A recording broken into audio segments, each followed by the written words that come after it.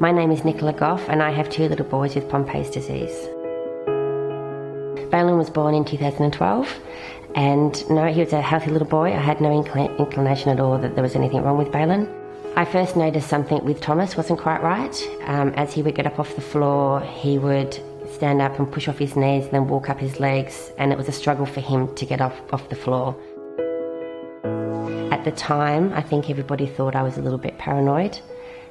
He was just learning to walk, so people were thinking that's just his way of learning to walk, but I had a gut feeling Baylin wasn't like that. So I took him along to my pediatrician and he felt the same. So in the end then we had to do a muscle biopsy. So Thomas had to have a piece of muscle taken out of his leg. So they knew something was wrong, but they weren't quite sure what it was. And the muscle biopsy came back with Pompe disease.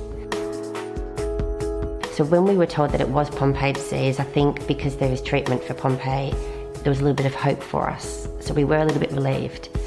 But then we had to get Baylin tested because there was a 50% chance that Baylin would have it as well. And he came back positive.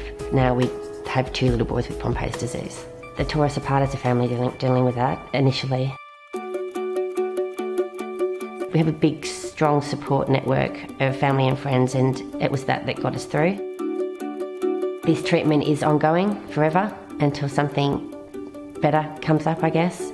So forever they'll have to go into hospital every second Friday, every fortnight, and get this treatment. So they're missing an enzyme that breaks down the sugars in the body, and this enzyme, this treatment that they're getting, is the enzyme that they're missing being put back into their bodies. The boys are happy boys. They've always been happy from day dot. Even now they're crazy, and it's that helped both of us cope with things. Even now when I have sad days, I look at the boys and they're happy, and we give them a good life, and it's those sorts of things that get us by. I want everybody to know about what's going on with us, so everybody knows, it's just part of our life, and it will be part of our life forever. So the teachers are aware that Baylin has Pompe disease, and all his friends.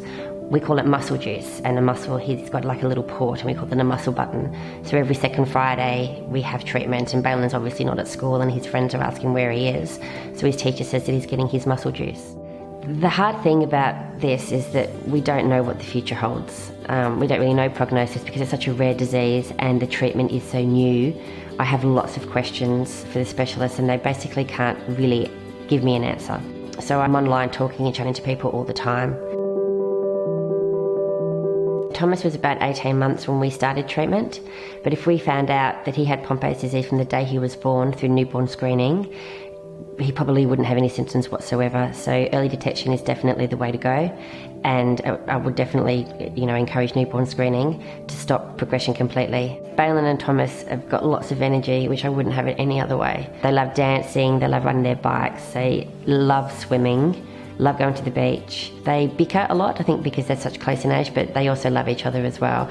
But it's just crazy here. It's loud and it's crazy. They're dancing, they're playing. There's never a dull moment, ever.